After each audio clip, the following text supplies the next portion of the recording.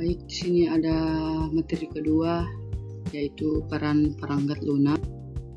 Materi pada peranan perangkat lunak terbagi menjadi 4, yaitu ada peranan perangkat lunak, macam-macam perangkat lunak, contoh perangkat lunak, dan yang terakhir adalah kategori perangkat lunak. Di sini peranan perangkat lunak terbagi menjadi 5, yaitu 1. Menyediakan berbagai fungsi dasar untuk keperluan komputer agar bisa dijalankan, dan yang kedua, mengatur kinerja hardware yang terdapat dalam komputer agar bisa berjalan secara lebih simultan. Yang ketiga, sebagai penghubung antar software dan hardware yang terdapat dalam komputer. Yang keempat, sebagai penerjemah atas suatu perintah software lainnya ke dalam bahasa mesin sehingga akan lebih mudah untuk dimengerti ataupun diterima oleh hardware. Dan yang terakhir adalah melakukan identifikasi pada suatu program komputer seperti ide kerusakan.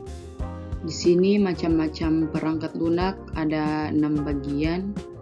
Yang pertama itu perangkat lunak berbayar, yang kedua freeware, dan yang ketiga free software atau open source software, yang keempat shareware, yang kelima malware, dan yang terakhir firmware. Di sini ada macam-macam perangkat lunak. Yang pertama, perangkat lunak berbayar, yaitu perangkat lunak yang didistribusikan untuk tujuan komersil. Setiap pengguna yang ingin menggunakan atau mendapatkan software tersebut dengan cara membeli atau membayar pada pihak yang mendistribusikannya. Contohnya Microsoft Windows atau Adobe Photoshop, CorelDRAW, Microsoft Office, dan sebagainya. Dan yang kedua ada freeware. Freeware ini perangkat lunak yang bersifat gratis, jadi tidak harus membelinya seperti software berbayar.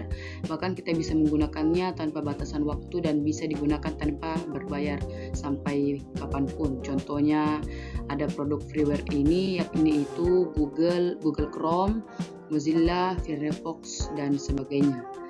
Yang ketiga ada free software atau open source software, yaitu jenis software ini mengacu pada kode sumber yang dapat diperiksa, dimodifikasi, ditingkatkan, dan dikembangkan secara publik oleh siapapun. Contohnya Linux, LibreOffice, dan GIMP. Yang keempat ada shareware. Pengertian shareware adalah software yang dibagikan secara gratis yang bisa didownload dan digunakan oleh pengguna, namun software tersebut penggunaannya hanya berlaku dalam periode tertentu atau ada batas waktunya. Contohnya Internet Download Manager, Ultra ISO, Microsoft Windows, dan Microsoft Office. Dan yang kelima ada malware. Malware adalah suatu program yang dirancang dengan tujuan untuk merusak dengan menyusup ke sistem komputer. Software ini berbahaya dan tidak diinginkan oleh pengguna PC. Contohnya malware mencakup virus, worm, Trojan horse, serta software lainnya yang berbahaya dan tidak diinginkan oleh pengguna PC. Dan yang terakhir ada firmware.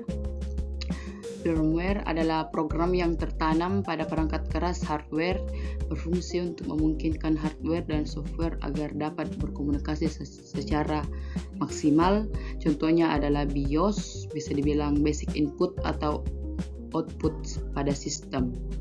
Contoh perangkat lunak, yang pertama adalah software system, yaitu perangkat lunak Sistem software adalah sebuah sistem yang mengontrol dan mengatur manajemen, memproses dan mengelola perangkat keras agar berjalan secara optimal.